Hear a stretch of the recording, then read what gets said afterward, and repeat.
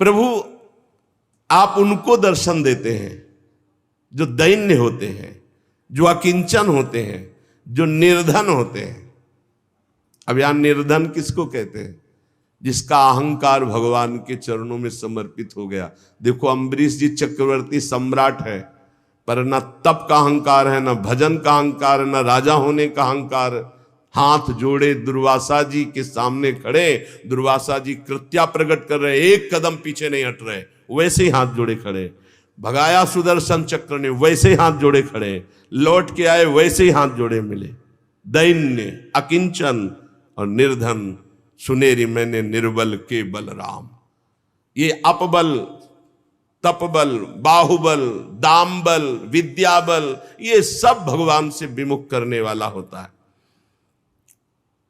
आप निर्धनों के परम धन हैं। जिस पर आपका कृपा प्रसाद होता है वो प्रपंच माया उसकी तरफ देख भी नहीं सकता। आप ऐसे भक्तों के हृदय में विहार करते हैं जो अकिंचन, दैन्य, आंसुओं से कपोल भींज रहे। प्रभु मैं कैसे रिझाऊं आपको, मेरे में तो कोई बल नहीं है। हे शांत स्वरूप, हे कैवल्य मोक्षाधिपति, हे श्री कृष्ण, मैं बार बार आपको नमस्कार करती हूं। मैं आपकी कृपा से जानती हूं कि आप कौन हैं। आप अनादि, अनंत, सर्वव्यापक, सबके नियंता, काल रूप, परम ईश्वर हैं। ये मैं अनुभव कर रही हूं।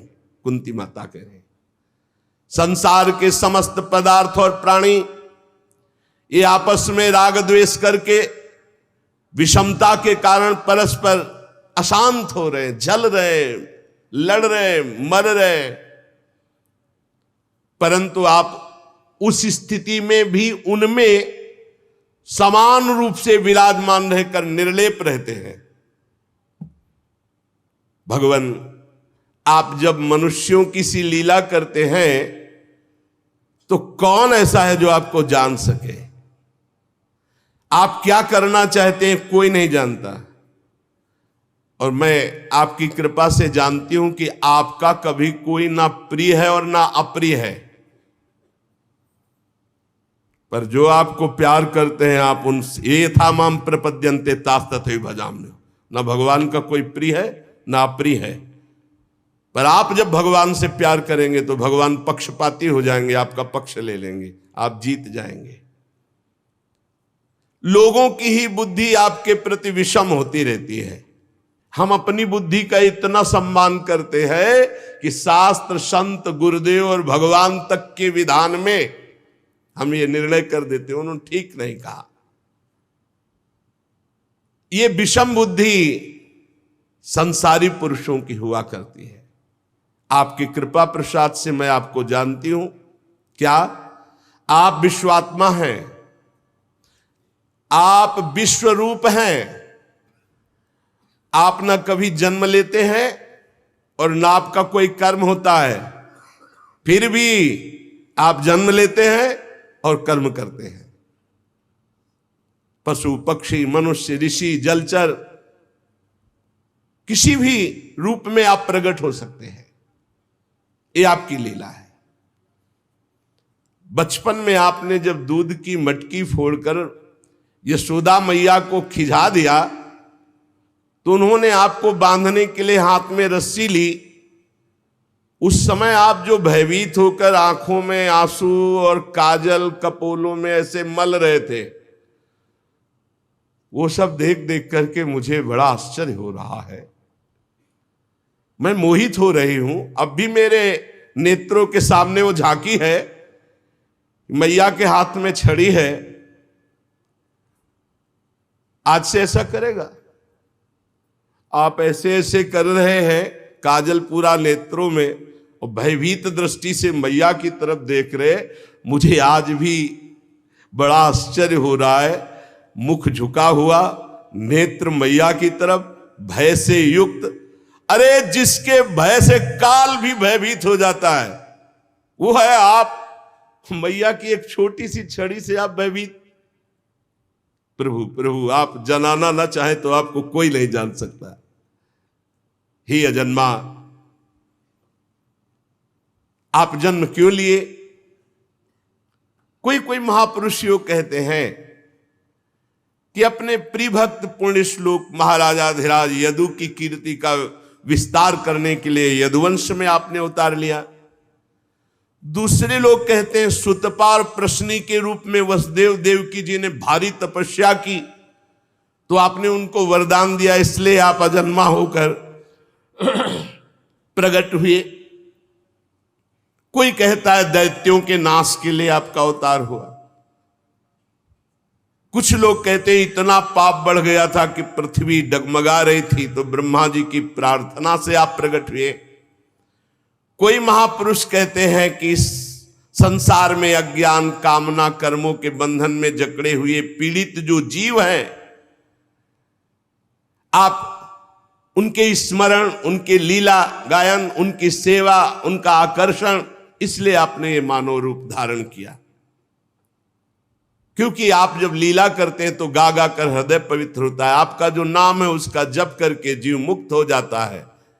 अगर आपका अवतार ना होता तो आपका लीला, आपका रूप, आपका चरित्र कैसे गायन करने में आता? ये आपका लीला चरित्र और आपका नाम जप जन्म मृत्यु के प्रवाह को रोक देता है। बहुत सुंदर।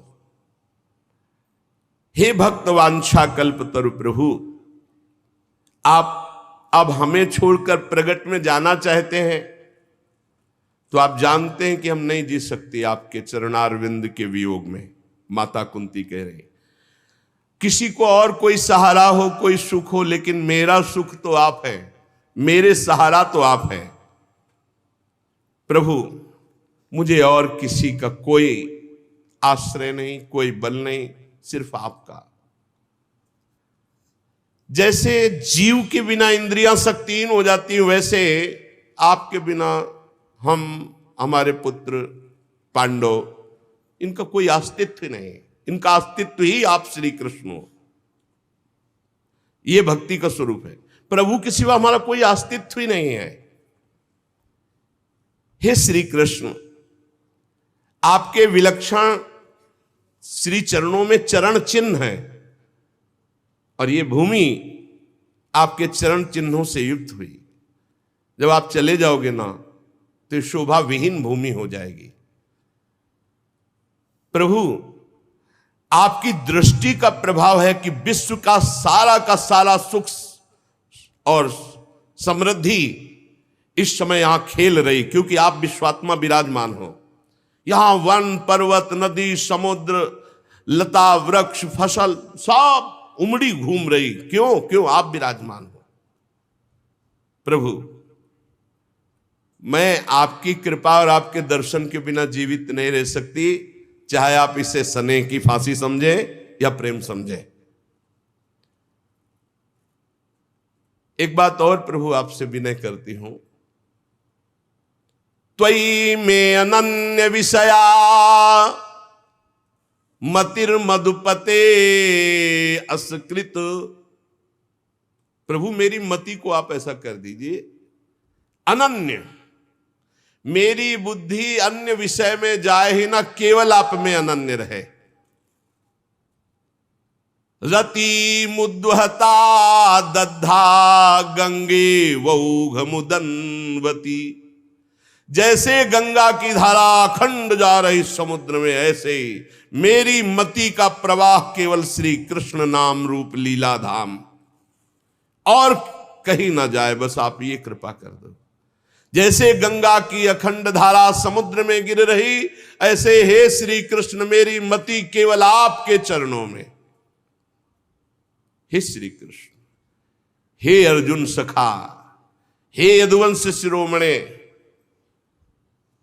आपने वो कार्य कर दिया है जिसके लिए आपका अवतार हुआ है। ये राजवेशधारी दैत्य असुर स्वभाव वालों का आपने अग्निस्वरूप होकर विनाश कर दिया। गोविंद, आप चराचर के गुरु हैं, बस मेरी मति आप में लगी रहे। आपको नमस्कार करती हूं, ऐसी कृपा करो। भगवान तब तक शांत भाव से खड़े हैं जब तक माता कुंती जी ने विनय की।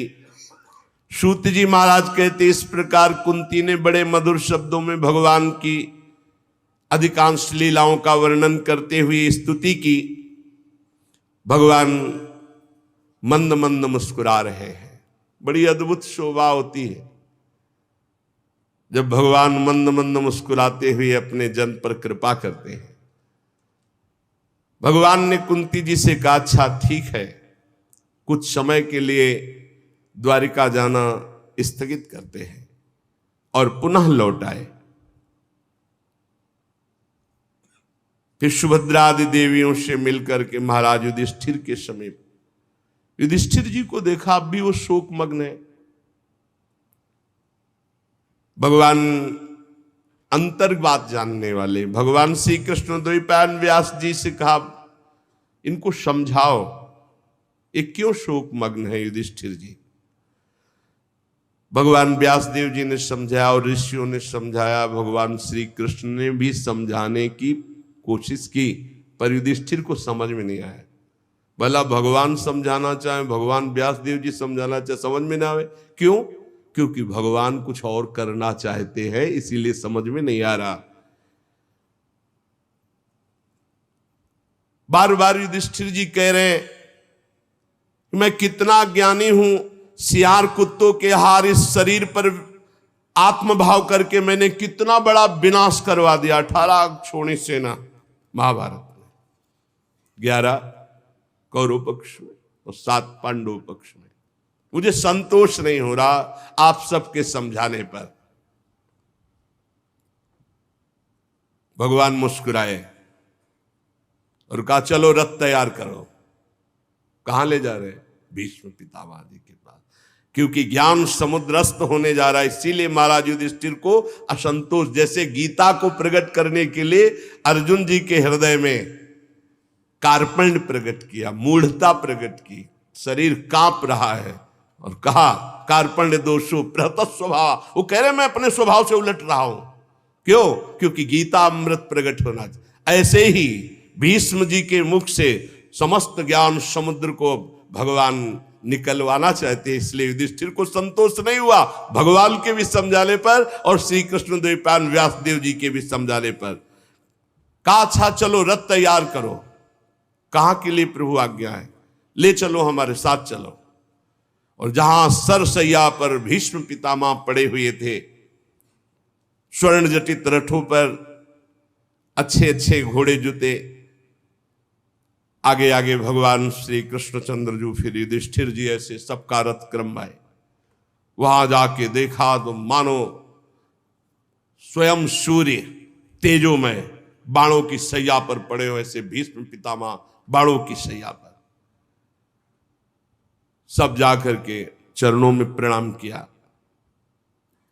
वहां पहले से ही बहुत से देवर्षि, राजऋषि, ब्रह्म ऋषि, पर्वत, नारद, धौम्य, भगवान व्यासदेव, बृहदस्व, भरद्वाज शिष्यों के सहित भगवान परशुराम, वशिष्ठ, इंद्र प्रमद, त्रित, गृत्समद, असित, कक्षीवान, गौतम ऋषि, अत्रि, विश्वामित्र जी, सुदर्शन, भगवान सुखदेव जी और भी बड़े बड़े दिव्य महात्मा, कश्यप, अंगिरा, बृहस्पति, बड़े बड़े सब। क्यों? क्योंकि भीष्म पितामह ज्ञान समुद्र है।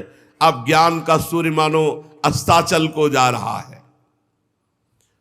संपूर्ण ज्ञान भीष्म पितामह जी को, धर्म का, देश का, काल का विभाग, सब कुछ ज्ञान। सब ऋषियों आसपास मंडलाकार बैठे हैं। भगवान श्री कृष्णचंद्र जी समीप पहुंचे। आंख खोल के भीष्म जी ने देखा तो बाहर भी भावना से पूजन किया और अंदर भी हृदय में जो विराजमान प्रभु श्री कृष्ण है पूजा की, बाहर और भीतर दोनों जगह। सब पास बैठ गए। भीष्म पितामह जी की दृष्टि केवल श्री कृष्ण पर है और आंखों से आंसू बह रहे भीष्म पितामह जी के। फिर युधिष्ठिर को नजदीक बुलाया और हाथ इशारे, तुम्हें बहुत कष्ट हुआ क्योंकि अन्याय का उस समय बोलबाला था। तुम लोग साधु सेवी, भगवत सेवी, तुमको इतना कष्ट नहीं होना चाहिए। तुम बचपन से दुख भोग रहे हो पांडव। अतिरथी पांडु की मृत्यु के समय तुम्हारी अवस्था बिल्कुल छोटी थी, तब से आज तक तुम्हें कष्ट ही कष्ट झेलना पड़ा। देखो, ये ध्यान रखना, जैसे बादल वायु के वश में रहते हैं, ऐसे लोकपालों सहित संपूर्ण जगत इन श्री कृष्ण के अधीन है। ये काल के भी काल है। तुम लोग दुखी मत होना, ये इन्हीं की मंगलमयी लीलाएं हैं। नहीं तो जहां साक्षात धर्मपुत्र राजा युधिष्ठिर हो, जहां वायुपुत्र गदाधारी भीमसेन हो, जहां धनुर्धारी गांडीव धनुष धारण करने वाले अर्जुन हो, और उनके मित्र भगवान श्री कृष्ण हो, वहां दुख विपत्ति की संभावना भी नहीं। ये केवल इनकी लीला, श्री कृष्ण की लीला है। युधिष्ठिर, तुम इन कालों के भी महाकाल श्री कृष्ण को नहीं जानते हो, कब ये क्या करना चाहते हैं। कोई भी नहीं जानता, बड़े बड़े ज्ञानी भी नहीं जानते। युधिष्ठिर, सब ईश्वर कोटि के जितने महात्मा है, सब इनकी इच्छा के अधीन है। इनको कोई नहीं जान सकता। जितना जनाते हैं उतना ही जान पाएगा। युधिष्ठिर, ये सब जितने ऋषि बैठे सर्वज्ञ हैं, ये सब जानते हैं कि श्री कृष्ण ही साक्षात भगवान हैं। इन्हीं के अंश से आदि पुरुष भगवान नारायण और जितने अवतार होते हैं, इन्हीं के अंश से हैं। ये अपनी माया से अपने को छिपाकर मनुष्य लोक में ऐसी लीला कर रहे हैं, जिससे इनके प्रभाव को कोई पूर्ण ये न जान पावे कि सच्चिदानंद भगवान है। मैं अंतिम समय गूढ़ राज से बोल रहा हूं कि साक्षात भगवान। बोलते ना अंतिम समय तो झूठ कोई बोलता नहीं। फिर भीष्म पितामह तो सत्य प्रतिज्ञ है, फिर भी कह रहे मैं अंतिम समय बोल रहा हूं। ये साक्षात भगवान, समस्त अवतारों के अवतारी। युधिष्ठिर, ये भगवान शंकर, देवर्षि नारद, भगवान कपिल, ये सब सर्वज्ञ महात्मा है। जो मैं बोल रहा हूं उसको जान रहे हैं। जिसे तुम अपना ममेरा भाई समझ रहे हो, प्रिय मित्र समझ रहे हो, हितैषी समझ रहे हो, तुमने प्रेम बस जिनको अपना मंत्री बनाया, दूत बनाया, सारथी बनाया और संकोच नहीं किया, तुम जानते हो ये कौन है? ये स्वयं परब्रह्म परमात्मा है। ये सर्वात्मा समदर्शी अद्वितीय अहंकार रहित निष्पाप परमात्मा, ये तुम्हारे प्रेम विवश होकर ऊंचे से ऊंचे, नीचे से नीचे हर कार्य करने में कभी संकोच नहीं किया। युधिष्ठिर, ये समतत्व हैं, फिर भी देखो तुम्हारी भक्ति के वश होकर पक्षपात किए।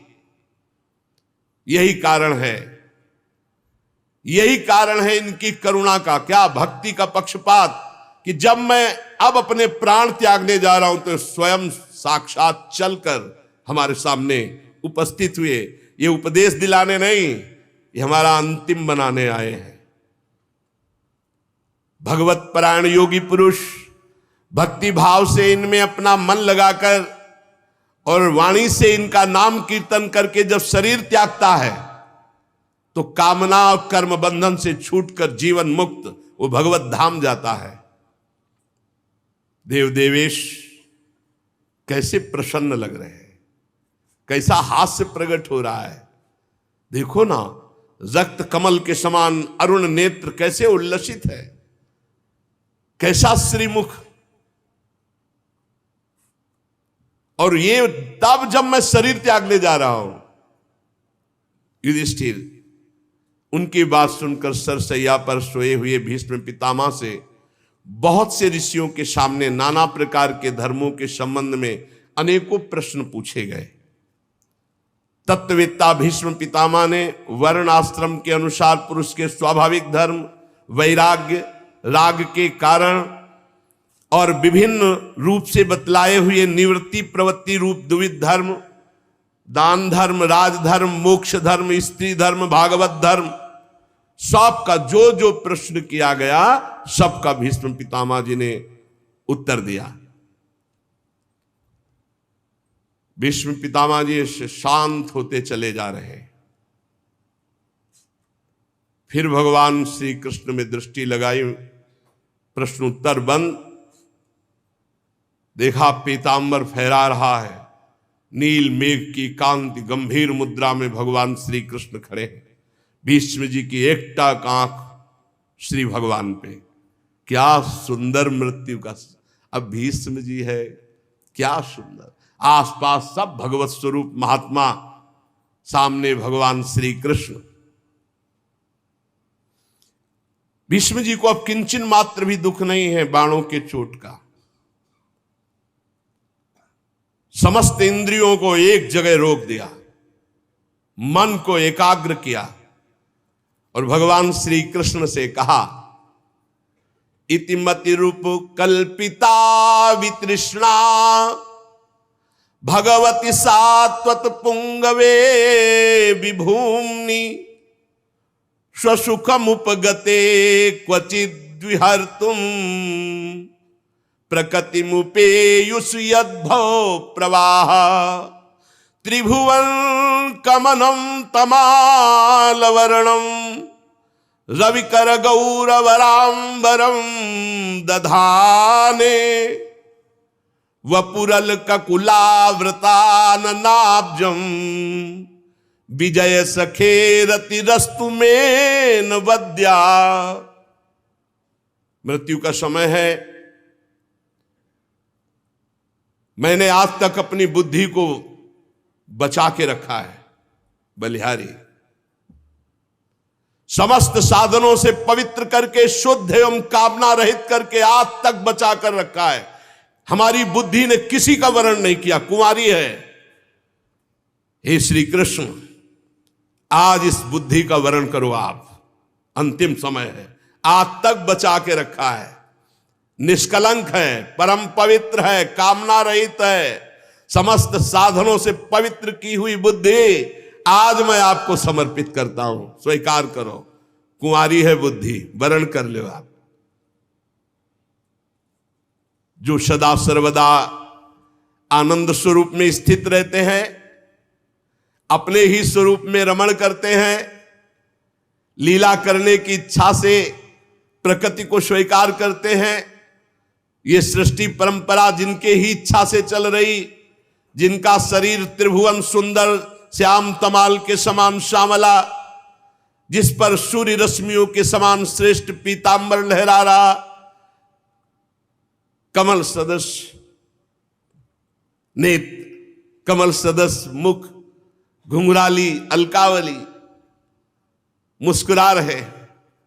हे अर्जुन सखा, हे श्री कृष्ण, मेरी निष्कपट प्रीति आप में हो। मुझे याद है वो झांकी आपकी, जिस समय मैंने प्रण किया था कि शांतनु पुत्र गंगा पुत्र भीष्म नहीं कहूंगा, यदि आपको युद्ध में अपना प्रण छोड़कर अगर अस्त्र लेकर न दौड़ा दूं तो गंगा पुत्र नहीं कहूंगा। तो आपने अपना प्रण तोड़ दिया और मेरी बात रखी। बड़ी विलक्षण झांकी, मुख पर घुंघराली हल्के, घोड़ों की टाप से उड़ी हुई धूल, पसीने की छोटी छोटी बूंदें, मुझे याद है वो झांकी। और मैं अपने दिव्यास्त्रों से आपके शरीर को बेंध रहा था। ये पूजा आपके कवच को छिन्न भिन्न कर दिया। पर उस समय भी मेरा मन, मेरा प्राण, मेरा शरीर, मेरा अंतःकरण, मेरी आत्मा आपको समर्पित थी। अर्जुन सखे, आपने पार्थ के लिए सब सैनिकों की आयु छीन ली, विपक्ष की। मेरी परम प्रीति है आप में, आज खोल के बोल रहे, मेरी परम। उस समय भी मैं, जिस समय आपको बाण मार रहा था, मेरा जीवन, मेरा प्राण, मेरा आत्मा, मेरा सर्वस्व आप थे। खेल था। अर्जुन जब अपने मुझ जनों को देख करके मोहित हुए, तब आपने उनकी अविद्या का नाश करने के लिए विशुद्ध गीता का उपदेश किया। ऐसे गीता गायक श्री कृष्ण में मेरी प्रीति है। श्री कृष्ण, भला आप ईश्वर की प्रतिज्ञा को कोई तोड़वा दे, लेकिन आपने मेरी बात रखने के लिए जैसे सिंह हाथी को मारने दौड़े, ऐसे रथ का पहिया लेकर कूद पड़े मुझे मारने के लिए।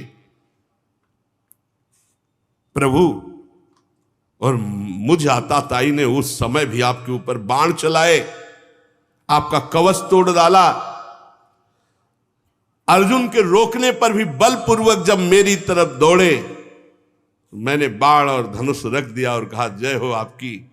आपने अपना प्रण तोड़ करके मेरे प्रण की रक्षा किया, मार डालिए, मुझे कोई फर्क नहीं पड़ता।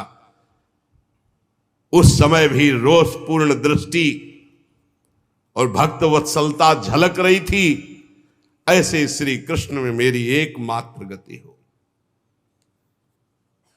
अर्जुन के रथ की रक्षा में सावधान, बाएं हाथ में घोड़ों की रास, दाहिने हाथ में चाबुक और मुख पर अपूर्व शोभा। उस महाभारत युद्ध में मैंने सदैव इसी रूप को देखा है।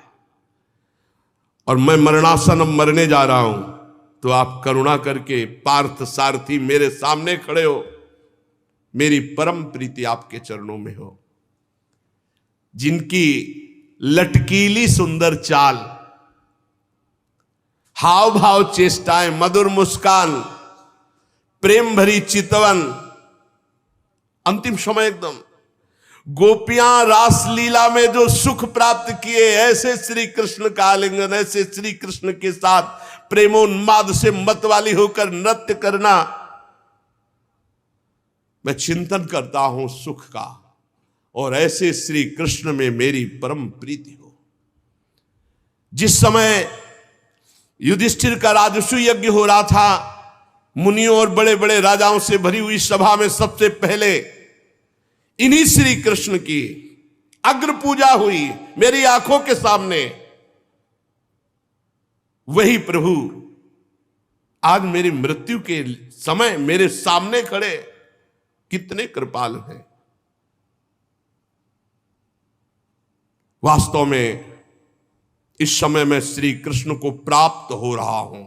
न भय है, न भ्रम है, न कोई संशय है।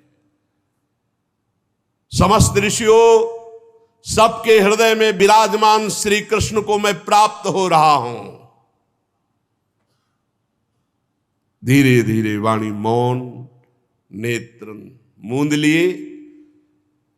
जे ही सबने देखा, भीष्म पितामह की वाणी रुक गई,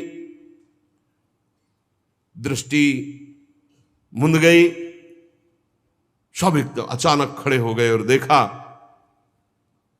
प्राण रहित भीष्म का शांत शरीर। भगवान में सबसे कहा, मैं भगवान को प्राप्त हो रहा हूं। ये अंत है, सामने भगवान खड़े। दृष्टि, मन, बुद्धि, चित्त, प्राण सब भगवान के चरणों में समर्पित कर दिया। अनंत ब्रह्म श्री कृष्ण में भीष्म पितामह जी वैसे ही लीन हो गए। आप चारों ओर सन्नाटा छा गया, जैसे दिन के बीतने पर संध्या काल के बाद पक्षियों का कलरव शांत हो जाता है। उसी समय देववाद्य बजने लगे, आकाश से पुष्पों की वर्षा हुई। भगवान श्री कृष्ण भी शांत गंभीर मुद्रा में, भीष्म जी का जीवन लीला शांत हुई। युधिष्ठिर जी भगवान की आज्ञा के अनुसार अंत्येष्टि संस्कार कराए। मुनियों ने भगवान श्री कृष्ण की पूजा अर्चना वंदना की। फिर सब ऋषिजन अपने अपने आश्रम को लौट गए। शौनक जी ने पूछा, धार्मिक शिरोमणि महाराज युधिष्ठिर ने अपनी पैतृक संपत्ति को हड़प जाने के इच्छुक आताताइयों का नाश करके अपने भाइयों के साथ किस प्रकार से राज्य शासन किया, कौन कौन से काम किए, क्योंकि महाराज युधिष्ठिर की भोगों में तो प्रवृत्ति थी नहीं। सूत जी कहते हैं, संपूर्ण सृष्टि को जीवित करने वाले भगवान श्री हरि कलहाग्नि से दग्ध कुरुवंश को पुनः अंकुरित कर युधिष्ठिर को उनके राज्य सिंहासन पर बैठाकर बहुत प्रसन्न हुए। भीष्म पितामह अंतर्ध्यान हो चुके, उनके वचनों से युधिष्ठिर की सब भ्रांति मिट गई। भगवान के आश्रय से समुद्र पर्यंत सारी पृथ्वी का शासन, समस्त राजा लोग उनकी आज्ञा में, ऐसा महान पद युधिष्ठिर जी को प्राप्त हुआ। भगवान महल की जितनी भी देवियां हैं सबसे मिल रहे हैं। फिर युधिष्ठिर जी से कहा कि अब हमें जाने की अनुमति दीजिए। युधिष्ठिर जी बार बार हृदय से लगा रहे हो, कह रहे कि कैसी बात कहते हो, कौन ऐसा होगा जो आपको जाने की अनुमति दे, पर आपको जिसमें सुख मिले भगवान आज्ञा करिए, रथ तैयार किया जाए और अब हम द्वारिकापुरी के लिए चलते हैं। समान उम्र वालों को आलिंगन किया, छोटी उम्र वालों ने जो भगवान को प्रणाम किया तो आशीष दिया। सुभद्रा, द्रौपदी, कुंती, उत्तरा, गांधारी, धृतराष्ट्र, युत्सु, कृपाचार्य, नकुल, सहदेव, भीमसेन, धौम्य, सत्यवती, ये सब मूर्छित से हो रहे हैं भगवान के वियोग की भावना में। मुरली मनोहर सारंगपाणी भगवान श्री कृष्णचंद्र जी द्वारिकापुरी जाना चाहते, इस बात से सब विकल हैं। भगवत भक्त संत पुरुषों के संग से जिनका दुस्संग छूट गया है, वह विचारशील पुरुष भगवान के मधुर मनोहर सुयस को, नाम को एक बार स्वाद पा ले तो छोड़ नहीं सकता। फिर उन नामी उन भगवान के रूप का ये तो बैठ करके वार्ता करना, खेलना, हंसना, खाना पीना, ये कैसे जी सकते हैं भगवान के बिना। जो दुस्संग त्यागी सत्संगी जन है, उनको एक बार चस्का लग जाए भगवान की कथा का, भगवान के नाम का, तो वो जीवन त्याग सकते हैं। भगवान का भजन या भगवान की लीला कथा नहीं त्याग सकते। फिर जिनको सामने भगवान खेले, हंसे, खाए, वो ये सब पांडव कैसे विरह सह सकते हैं। भगवान ने सुभद्रा जी की तरफ देख करके प्रसन्न मुद्रा में संतोष धारण करो। राजा युधिष्ठिर द्वारिका जाने के लिए व्यवस्था कर रहे। भगवान किसी को मधुर मनोहर वचनों से, किसी को दृष्टि से, किसी को छू को, किसी को बोलकर, किसी को हृदय से लगा के सबको संतुष्ट कर रहे हैं। भगवान के प्रस्थान के समय मृदंग, शंख, भेरी, वीणा, ढोल, नरसिंगे, धुंधुरी, नगारे, घंटी, दुंदुबियां एक साथ बजने लगी। भगवान के दर्शन की आकांक्षा से हस्तिनापुर में भीड़ लग गई। भगवान के प्रिय सखा घुंघराले वाल वाले अर्जुन ने पीतम श्री कृष्ण का श्वेत छत्र पकड़ रखा, जिसमें मोतियों की झालर लटक रही, रत्नों का डंडा, उसको पकड़े हुए। उद्धव और सात्विकी बड़े भाव से चंवर डुला रहे। भगवान जे भी रथ चला, चारों ओर पुष्पों की वर्षा, बड़ी मधुर झांकी। दिव्य ब्रह्म ऋषि लोग वेद वाक्य उच्चारण कर रहे हैं, आशीष सुनाई दे रहे। हस्तिनापुर की रमणियां भगवान श्री कृष्ण के रूप में चित्त को लगाए हुए और आपस में बात कर रहे हैं। सखी, ये सनातन परम पुरुष परमात्मा है, जो प्रलय के समय भी अपने अद्वितीय निर्विशेष रूप में स्थित रहते हैं। जब प्रलय होता है तो ब्रह्मा जी संपूर्ण सृष्टि समेट करके इन्हीं में समा जाते हैं। ये जगदात्मा ईश्वर हैं, संपूर्ण जीव इन्हीं में लीन होते हैं और फिर इन्हीं से प्रकट हो जाते हैं। ये देखो, सब जीवों को मोहित करते हुए छुपे हुए कैसे है। इस जगत में जिसके स्वरूप का साक्षात्कार जितेंद्रीय योगी अपने प्राणों को वश में करके भक्ति से प्रफुल्लित निर्मल हृदय से किया करते, वही ये श्री कृष्ण साक्षात परब्रह्म मेरे नेत्रों के सामने है। सखी, वास्तव में उसी का जीवन धन्य है जिसने इनको देखा, जिसने इनकी सुंदर लीलाओं का गायन और श्रवण किया। जब भगवान की हेतु की कृपा होती तब लीला गायन, लीला श्रवण, नाम जब, इनमें रुचि होती है।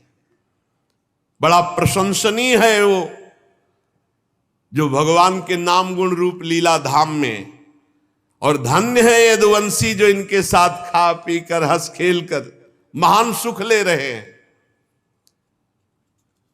हे सखी, बड़े हर्ष की बात है कि द्वारिका ने सब लोगों का तिरस्कार करके सौभाग्य प्राप्त किया, क्योंकि ये द्वारिका में विराजमान है।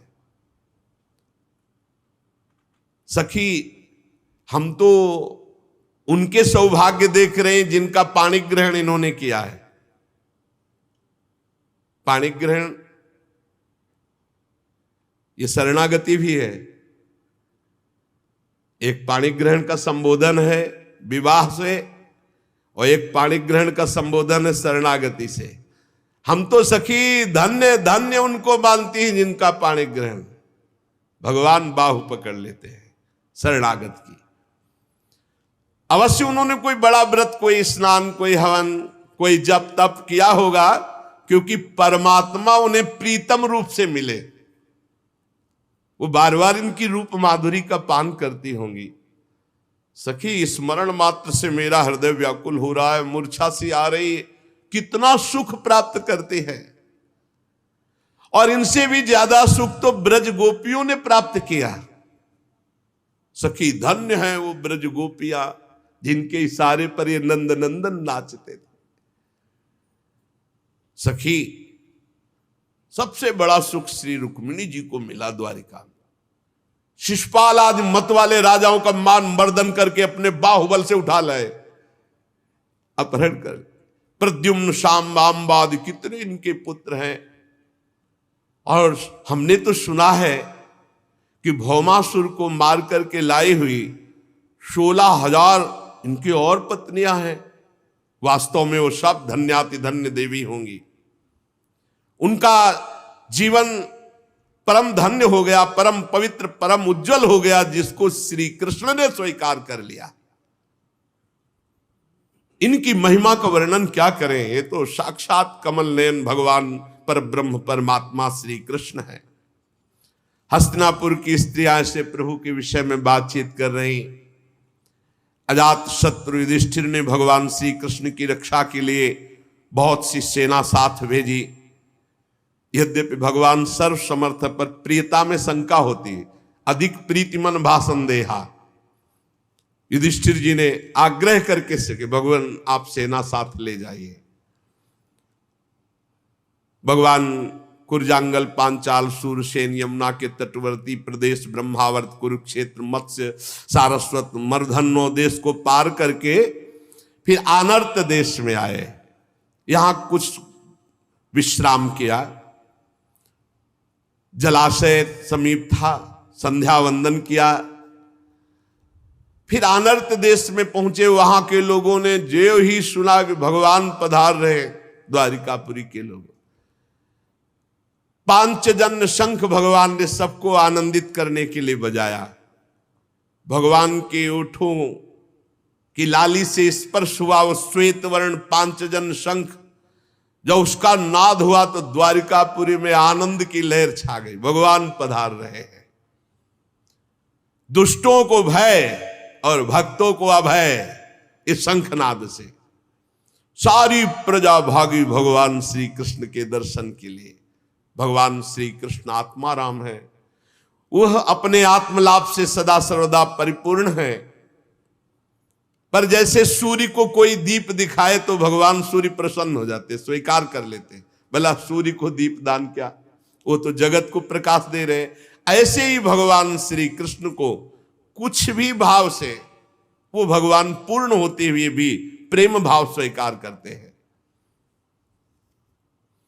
सब आकर के भगवान की तरफ कोई पुष्प अर्पित कर रहा है, कोई बोल रहा है, कोई देख कर केवल आंसू बहा रहा है। जैसा जैसा सबको भगवान सुख पहुंचा रहे हैं।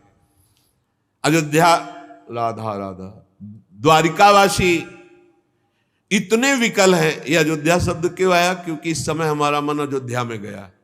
जब राम जी आए अयोध्या में 14 वर्ष बाद, तो सबके मन में था कि भगवान हमसे सबसे पहले मिले, सबसे पहले हमसे मिले। तो भगवान ने सबकी बात पूर्ण करने के लिए अमित रूप प्रगटे ते ही काला, अनंत रूप धारण कर लिए और सबसे क्षण महु सब मिले भगवाना, उमा मरम काहू नहीं जाना।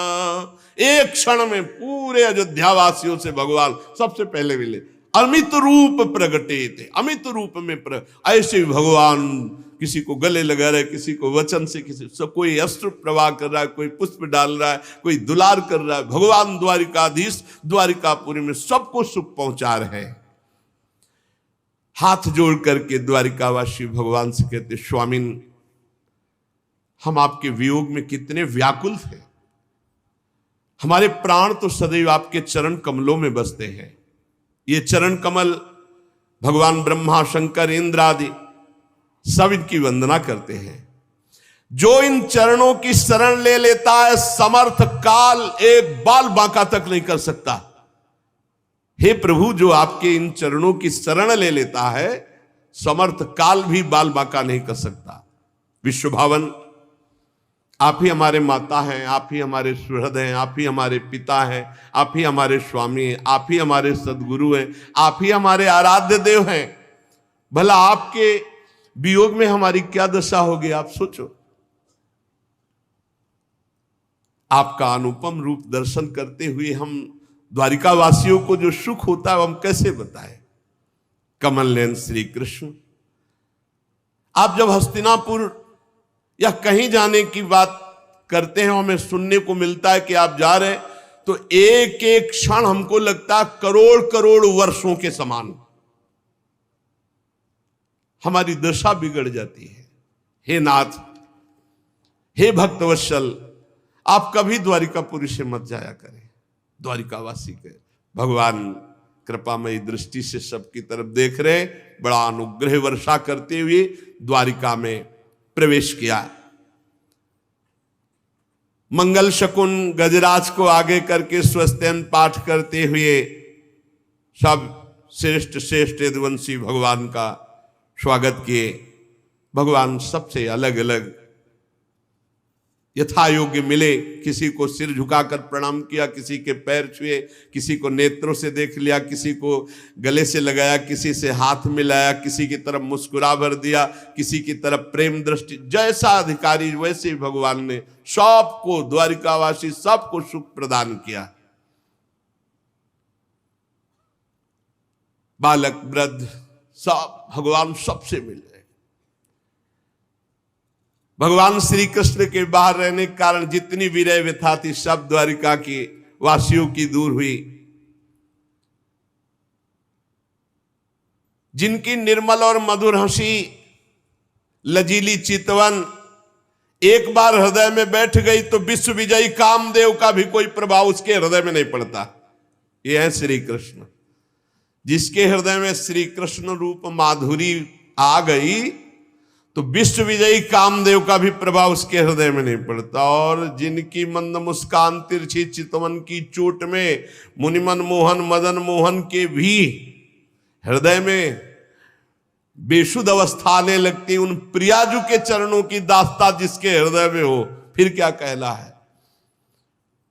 श्री कृष्ण अपने एकांत सेवी निज जनों को बहुत सुख प्रदान करते हैं। शौनक जी ने कहा, सूत जी अभी पीछे आपने बताया था कि अश्वत्थामा ने ब्रह्मास्त्र चलाया था उत्तरा के गर्भ में, तो ब्रह्मास्त्र का प्रभाव और गर्भस्थ शिशु बच जाना यह कैसे हो सकता है। गर्भ में महान ज्ञानी महात्मा परीक्षित जी थे, तो हमें लगता है कि भगवान ने ही उस समय स्वयं रक्षा की होगी, क्योंकि ब्रह्मास्त्र से बचना संभव है। फिर दूसरी बात मेरी और प्रश्न बन रहा है कि परीक्षित जैसे धर्मात्मा से कोई अपराध बन जाना, उनके लिए साप होना, श्री सुखदेव जी का ज्ञानोपदेश करना, हम पूरा प्रसंग सुनना चाहते हैं। सूत जी ने कहा, धर्मराज युधिष्ठिर अपनी प्रजा को प्रसन्न रखते हुए पिता के समान उसका पालन करने लगे। वो भोगों से निष्प्रिय होकर निरंतर भगवद स्मरण परायण होते हुए राज्य पालन करते, अतुल संपत्ति, बड़े बड़े यज्ञ करके भगवान की आराधना करते। जम्बूद्वीप के स्वामी, स्वर्ग तक उनका यश, क्या कमी थी महाराज युधिष्ठिर के पास। देवता लालायित होते ऐसे भोग थे। पर महाराज पांडवों को भगवान श्री कृष्ण के सिवा और कुछ प्रिय नहीं था। शौनक जी, जिस समय अश्वत्थामा ने ब्रह्मास्त्र चलाया, उत्तरा के गर्भ में ब्रह्मास्त्र का प्रभाव गया तो वो बालक ब्रह्म तेज से जलने लगा ब्रह्मास्त्र के प्रभाव से। पर उस समय उस बालक ने देखा कि श्याम वर्ण एक तेजस्वी ज्योतिर्मय पुरुष आसपास उसके ऐसे घूम रहा है और ब्रह्म तेज बाहर आसपास। अब वो बालक को नहीं छू पा रहा, बस अंगूठे भर का वो श्याम रंग का तेजस्वी, बहुत ही निर्मल, अत्यंत सुंदर श्याम शरीर, बिजली की तरह चमकता हुआ पीतांबर, सिर पर मोर मुकुट, निर्विकार पुरुष, लंबी लंबी भुजाएं, कानों में तपाए हुए स्वर्ण के सुंदर कुंडल, आंखों में लालिमा और हाथ में दिव्य गदा लिए हुए बार बार वो शिशु देख रहा है कि मेरे चारों ओर घुमा। तो कौमुदकी गदा के प्रभाव से गर्भस्थ शिशु में ब्रह्मास्त्र का प्रभाव नहीं पड़ पाया। जैसे सूर्य अपनी किरणों से कुहरे को भगा देता है, वैसे ही कौमुदकी गदा के प्रभाव से ब्रह्मास्त्र के तेज को उस महापुरुष ने शांत कर दिया। गर्भस्थ शिशु सोचने लगा, ये कौन है। इस प्रकार 10 मास के गर्भस्थ शिशु के सामने भगवान श्री कृष्ण का साक्षात दर्शन और भगवान श्री कृष्ण की कौमुदकी गदा के प्रभाव से ब्रह्मास्त्र के तेज का शांत हो जाना, और तत्काल वो सोच ही रहे थे कि भगवान अंतर्ध्यान हो गए। जे भी भगवान अंतर्ध्यान हुए, ते ही समस्त सद्गुणों को विकसित करने वाले शुभ समय में पांडु के वंशधर बालक का जन्म हुआ। जन्मते समय ही इतना महान तेजस्वी, क्योंकि गर्भ में भगवत साक्षात्कार हो गया है, महान तेज संपन्न। महाराज युधिष्ठिर जब सुना पौत्र हुआ, बड़े प्रसन्न हुए, क्योंकि अर्जुन पुत्र अभिमन्यु, अभिमन्यु पुत्र परीक्षित। राजा युधिष्ठिर, धौम्याचार्य, कृपाचार्य सबको बुलाया, जात संस्कार करवाए, बड़े दान दिए गए। जब बालक का नाल छेदन नहीं होता, उसके पहले, नाल छेदन के पहले तक, उस समय को कहते हैं प्रजा तीर्थ। उस समय जो दान दिया जाता है उसका बड़ा महत्व है। नाल छेदन नहीं हुआ, बालक हुआ, उस समय के दान को बड़ी महिमा प्रजा तीर्थ कहते हैं। उसी समय युधिष्ठिर ने बहुत दान किया, हाथी, घोड़ा, स्वर्ण, बहुत। युधिष्ठिर जी ने कहा, पुरुवंश शिरोमणि, काल की दुर्निर्वार गति अश्वत्थामा वंश मिटाना चाहता था, परंतु भगवान श्री कृष्ण ने बालक की रक्षा की है, इसलिए इसका नाम विष्णुरात। निसंदेह ये बालक संसार में बड़ा यशस्वी भगवान का परम भक्त और महापुरुष होगा। बड़े बड़े महात्माओं ने आशीष दिया युधिष्ठिर जी को और बालक को। युधिष्ठिर ने कहा, महात्माओं, ये बालक क्या अपने उज्जवल यश से हमारे वंश के पवित्र कीर्ति महात्मा राजर्षियों का अनुसरण करेगा? ब्रह्म ऋषियों ने कहा, धर्मराज, ये मनुपुत्र इक्ष्वाक के समान अपनी प्रजा का पालन करेगा। दशरथ नंदन भगवान श्री राम के समान ये सत्य प्रतिज्ञ और ब्राह्मण भक्त होगा। उशीनर नरेश शिवी के समान दाता होगा। दुष्यंत के पुत्र भरत के समान अपने वंश का यश फैलाएगा।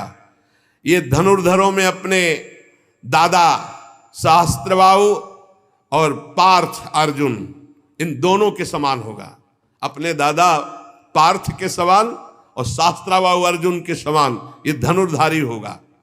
महाराज ये रंतिदेव के समान उदार होगा, ये धैर्य में बलि के समान होगा, ये भगवत भक्ति में प्रहलाद के समान होगा। मर्यादा उल्लंघन करने वालों को ये भारी दंड देने वाला होगा। पृथ्वी माता और धर्म की रक्षा के लिए कलयुग का भी दमन करेगा। पर महाराज एक संयोग बन रहा है। उसी समय, अभी नाल छेदन नहीं हुआ, उसी समय निर्णय करके बता दिया महाराज संयोग बन रहा है। एक ब्राह्मण कुमार श्रृंगी ऋषि के शाप से तक्षक के द्वारा इसकी मृत्यु होगी, ऐसा ज्योतिष। अभी नाल छेदन में नहीं हुआ, पूरा पधारने तक का हिसाब बता दिया। और उस समय ये सब आसक्ति छोड़कर भगवान के चरणों की शरण लेगा। व्यासनंदन श्री सुखदेव जी यहां पधारेंगे इसके पास और इसको श्रीमद् भागवत का स्वरूप बोध कराएंगे और गंगा तट पर इस शरीर को त्याग कर अभय पद की प्राप्ति करेगा। पूरा ज्योतिष शास्त्र के विशेषज्ञ ब्राह्मण राजा युधिष्ठिर को इस प्रकार बालक के जन्म लग्न का फल बताकर भेंट पूजा लेकर अपने अपने घर चले गए। वही ये बालक संसार में परीक्षित के नाम से प्रसिद्ध हुआ, क्योंकि ये समर्थ बालक गर्भ में जिस पुरुष का दर्शन पा चुका था उसी को खोज रहा था। कहां है वो जो गर्भ में दिखाई दिया? सबकी परीक्षा कर रहा था, कहां है वो, कौन है जो मुझे गर्भ में दिखाई दिया इनमें से। जैसे शुक्ल पक्ष में दिन प्रतिदिन चंद्रमा अपनी कलाओं से पूर्ण होता बढ़ता है, वैसे राजकुमार परीक्षित गुरुजनों के लालन पालन से क्रमशः दिन बढ़ते हुए सयाने हुए। स्वजनों के वध का प्रायश्चित करने के लिए राजा युधिष्ठिर ने अश्वमेध यज्ञ के द्वारा भगवान की आराधना की, बड़ी बड़ी यज्ञ की। युधिष्ठिर सबको निमंत्रण देते, खूब खवाते पियाते, ऋषि मुनियों की सेवा करते। भगवान श्री कृष्ण भी कभी कभी आ जाया करते और इनको सुख पहुंचाते। सूत जी कहते हैं कि विदुर जी ने जब देखा था महाभारत में कि एक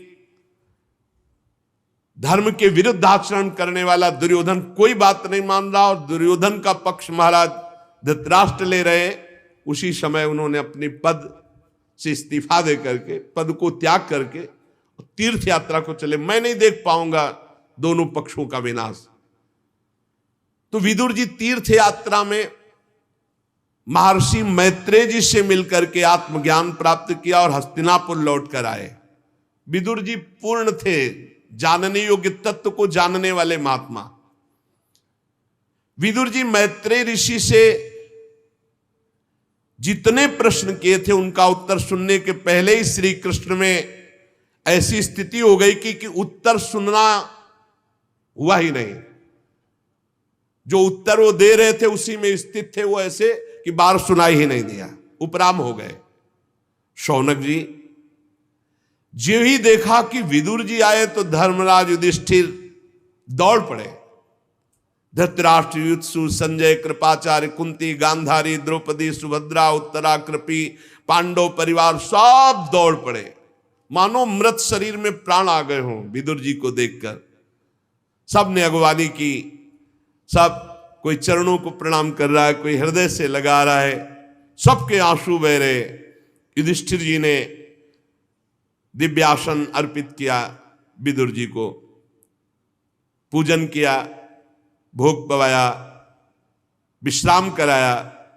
फिर युधिष्ठिर जी ने विनय से सर झुकाकर सबके सामने कहा, चाचा जी, जैसे पक्षी अपने अंडों को पंखों की छाया के नीचे रखकर सेते और बढ़ाते हैं, वैसे आपने बचपन से लेकर अभी तक अपनी कृपा से हमें विपत्तियों से बचाया, हमें पाला पोषा।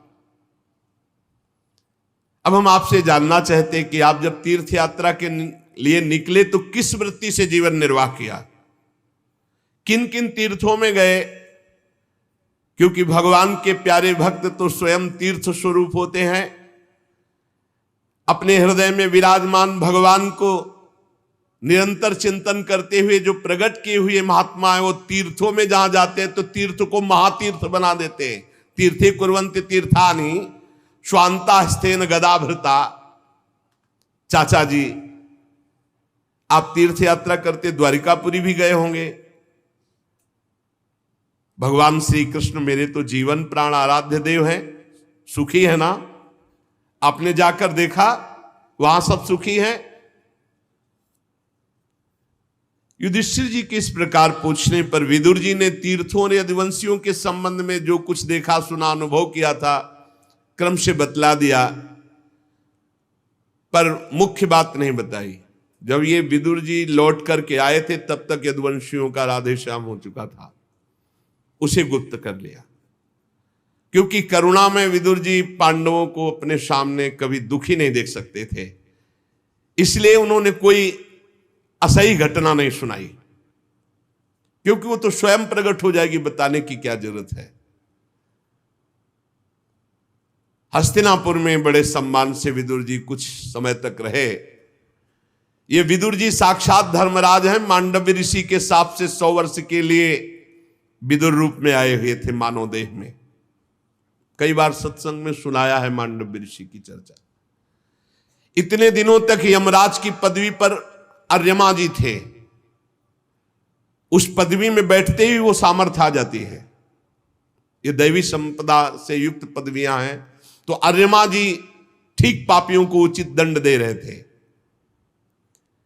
राज्य प्राप्त हो जाने पर अपने लोकपाल सरीखे भाइयों के साथ राजा युधिष्ठिर परीक्षित जी को देख करके बहुत आनंदित रहने लगे कि योग्य अधिकारी है।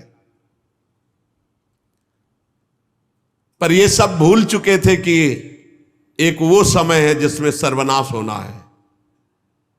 पांडव भी ये भूल चुके थे कि अनजान में वो समय आ रहा है जिसमें हमारी मृत्यु होनी है, सबको मरना है। परीक्षित जी का वो सौंदर्य, परीक्षित जी का वो सब प्रसन्न थे। देखते देखते भयानक समय आ गया जिसे टाला नहीं जा सकता। विदुर जी ने देखा काल की गति, धृतराष्ट्र से कहा महाराज अब भी तुम्हारी समझ में नहीं आता। वैराग्य दिलाने के लिए कटुवचन बोलना ही होता है। बड़ा भयंकर समय आ रहा है और तुमने बड़ा भयंकर देख भी लिया, फिर भी सुखी होकर इनके टुकड़े खा रहे हो यहां हस्तिनापुर के महल में बैठ करके। मुझे दिखाई दे रहा है सर्वनाश, अब भाग चलो यहां से, निकलो, बात की बात में सर्वनाश हो जाएगा, भागो यहां से, अपना काम बना लो, भजन कर लो। सब मारे जा चुके, फिर भी तुम्हें जीने की आशा है? शरीर बुढ़ापे का शिकार है या हस्तिनापुर में अब इनके शासन में पड़े हुए टुकड़े पा रहे हो? जीवित रहने की इच्छा? गृहपालवत कुत्ते भीमापवर्जितम पिंडो मादत्ते गृहपालवत अहो महीयसी जंतुर जीविताशा यया भवान। कैसा मोह है कि अब भी जीने की आशा रखते हो, पूरे परिवार का विनाश करवा दिया, अब यहां इनके दिए हुए टुकड़े खाकर जीवन व्यतीत करते हो। तुम्हें संकोच नहीं हो रहा? तुम्हें अपने हृदय में ग्लानि नहीं हो रही? जिनको विष दे के मारना चाह, जिनको आग में जलाना चाह, जिनकी पत्नी को सभा में अपमानित किया, जिनकी भूमि छीन ली, जिनसे युद्ध किया, आज उनके दिए हुए टुकड़े को खा रहे हो। क्या गौरव रखते हो अपने अंदर? विदुर जी ने डांट लगाई धृतराष्ट्र जी को। हद हो गई, अज्ञान की हद हो गई। अब भी जीना चाहते हो? क्या ये पुराने वस्त्र की तरह तुम्हारा शरीर स्वयं नष्ट नहीं हो जाएगा? इसलिए अपना स्वार्थ साध लो, ममता काटो, चलो हमारे साथ चलो, हम तुम्हें उपाय बताएंगे भगवत प्राप्ति कैसे होगी। धन्य है जिसको विदुर जैसा भाई मिला हो। चाहे अपनी समझ से या दूसरों के समझाने से समझ लो, अंतिम में तुम मरोगे, तुम्हारे साथ कुछ नहीं होगा, इसलिए भजन कर लो तो तुम्हारा कल्याण हो जाएगा। अंतःकरण को वश में करो, निकलो। जो आगे होने वाला है वो तुम देख नहीं रहे, मैं देख रहा हूं, चलो हमारे साथ। विदुर जी ने धृतराष्ट्र को उत्तराखंड की तरफ।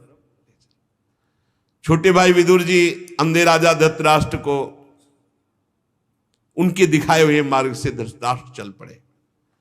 जब गांधारी जी ने देखा कि पतिदेव अंतिम यात्रा है, अब लौटना नहीं है, तो जो सन्यासियों को सुख देता है, वीर पुरुषों को लड़ाई के मैदान में अपने शत्रु के द्वारा किए हुए न्यायोचित प्रहार से होता है, वैसा ही पतिव्रता पत्नी को महासुख होता है पति के साथ कष्ट सहने में। उनके पीछे चल दिया। अजात शत्रु युधिष्ठिर प्रातः काल नियम बनाए थे अपने बुजुर्गों को प्रणाम करने का। जो राजमहल में गए, धृतराष्ट्र, विदुर जी, गांधारी, कोई नहीं दिखाई दी। बड़े उद्विग्न चित्त संजय से पूछा, संजय कहां गए मेरे वृद्ध पिता, कहां गए मेरे चाचा जो विदुर जी, कहां गई माता गांधारी? क्या ऐसा तो नहीं कि मंदबुद्धि से मेरे से कोई अपराध बन गया और वो शंका करके चले गए हों? रुदन करने लगे युधिष्ठिर जी। सूत जी कहते, संजय अपने स्वामी धृतराष्ट्र को न पाकर स्नेह विकलता में बहुत कुछ उत्तर नहीं दिया। फिर धीरे धीरे चित्त को स्थिर किया और हाथों से आंसू पोंछते हुए कहा, मैंने खो दिया अपने महाराज को। धृतराष्ट्र, संजय बहुत प्यार करते थे धृतराष्ट्र जी को। कुरुनंदन, अब वो कभी नहीं मिलेंगे। तुम्हारे चाचा और गांधारी महाराज, इनके संकल्प का तो मुझे पता नहीं, लेकिन मैं ठगा गया, वो मुझे छोड़कर चले गए। इस तरह वार्ता ये हो रही थी कि त्रिकालज्ञ देवर्षि नारद जी पधारे। युधिष्ठिर जी ने प्रणाम किया, संजय जी ने प्रणाम किया। युधिष्ठिर ने कहा, भगवान आप त्रिकालज्ञ हैं, आप बता सकते हैं कि मेरे चाचा कहां गए, मेरे ताऊ कहां गए, गांधारी जी कहां गई? मैं बहुत व्याकुल हूं, क्या मेरे से कोई अपराध बन गया कि मुझे छोड़कर चले गए?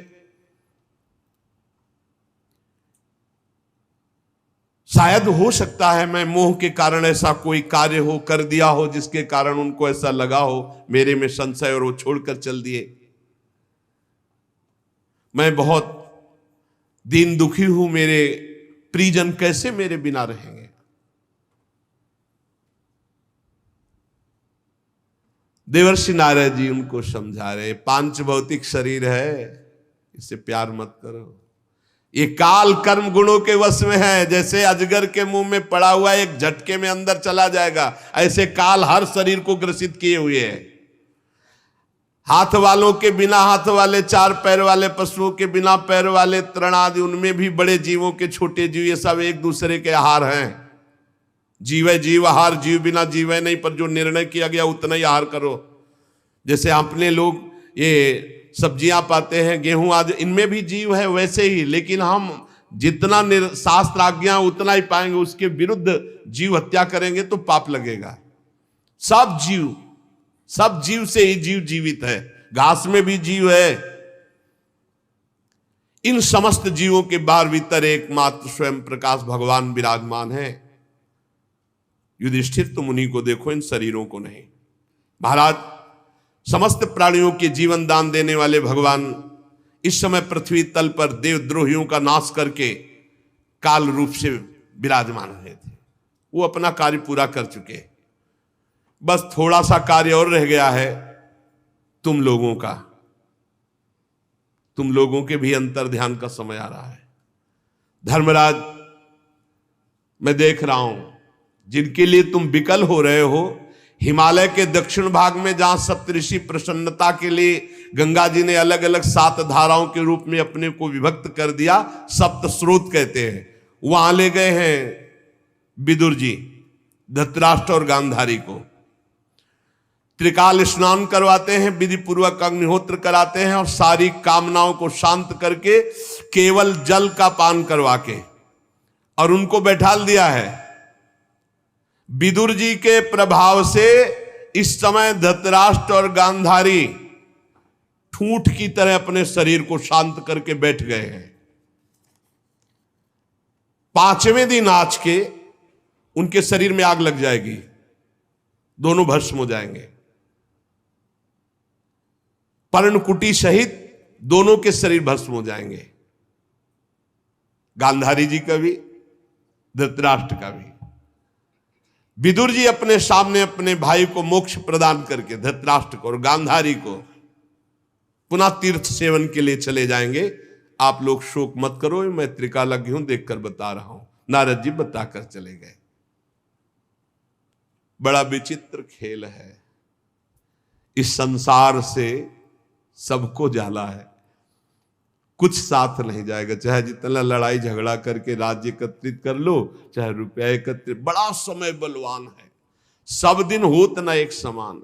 इसलिए भाई अपने कर्तव्य का पालन करते हुए नाम जप कर लो। जितना नाम जप करोगे, परोपकार करोगे, धर्म पूर्वक चलोगे, वही तुम्हारे साथ जाएगा।